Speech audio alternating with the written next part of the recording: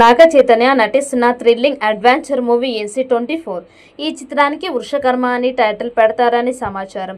తండే సినిమాతో హిట్ కొట్టాడు నాగ చైతన్య. 100 కోట్ల క్లబ్లోకి జాయిన్ అయ్యాడు.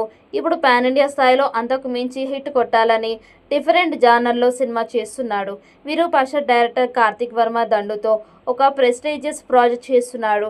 ఈ సినిమాకి సంబంధించి ఏ అప్డేట్ రిలీజ్ అయినా సరే సోషల్ మీడియాలో ఫ్యాన్స్ హంగామా మామూలుగా ఉండదు.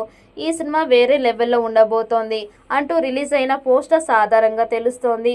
కాగా పోస్టర్సే కాదు, సినిమా కాన్సెప్ట్ కాదు, టైటిల్ కూడా చాలా వెరైటీగా పెడుతున్నాడు డైరెక్టర్. సోషల్ మీడియాలో వైరల్ అవుతున్న న్యూస్ ప్రకారం ఈ సినిమాకి అనుకున్న టైటిల్ ఇప్పుడు బాగా ట్రెండ్ అవుతోంది. వృషకర్మ అనే టైటిల్ని మేకర్ సినిమా కోసం ఫిక్స్ చేశారట. మరో 2 టైటిల్స్ కూడా అనుకుంటున్నారట.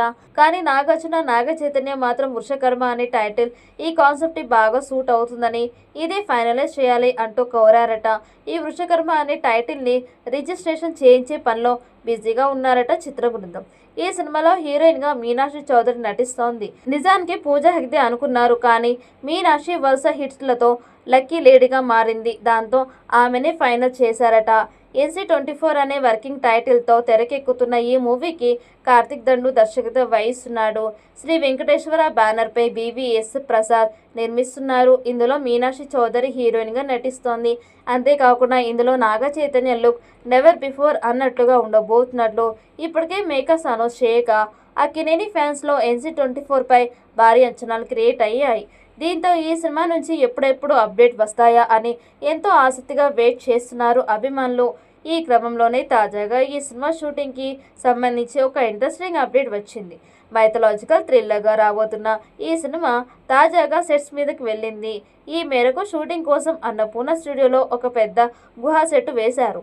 ఈ మూవీలో బలమైన కథతో పాటు అబ్బురపరిచే విజువల్స్ ఉంటాయని అర్థమవుతోంది.